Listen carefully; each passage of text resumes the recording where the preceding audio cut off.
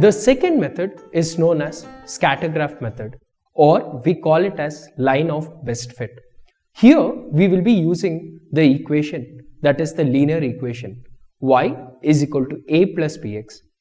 A and b are my intercepts and gradients, whereas x is an independent variable, y is my dependent variable.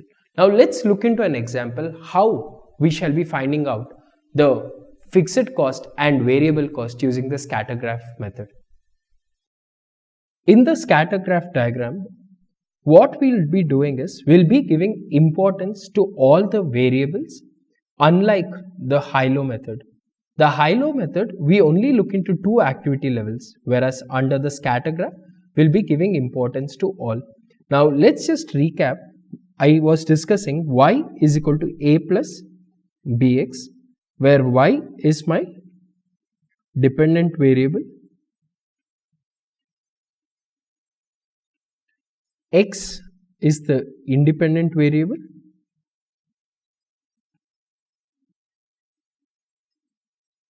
b and a. B is the gradient and a is the intercept. Now, do we follow this method in real life? The answer is no. Why? We'll look into it. Now what the method says is, when I have a different activity levels and the respective costs, I need to draw them in the graph. Now this is my x, this is my y. I told you x is my independent variable,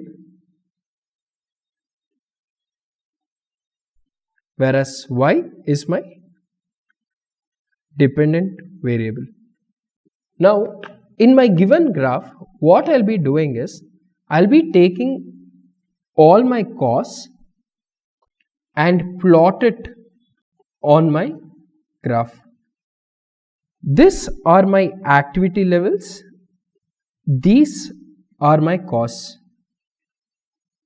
Now let's say for different activity levels, my variable costs or the semi-variable costs are plotted.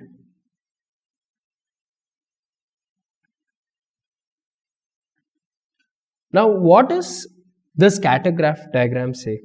The Scattergraph diagram says, look into the graph, draw a representative line which will cover all my costs.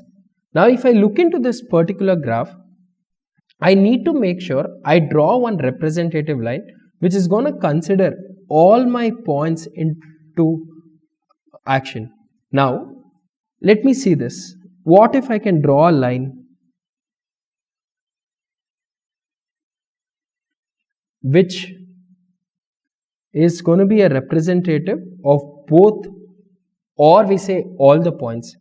This straight line is getting represented by y is equal to a plus bx.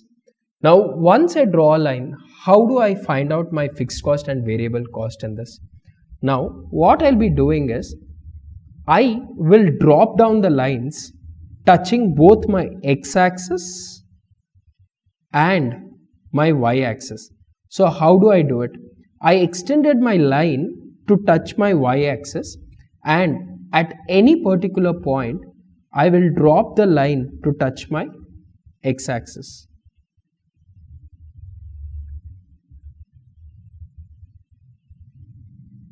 Now what does this do?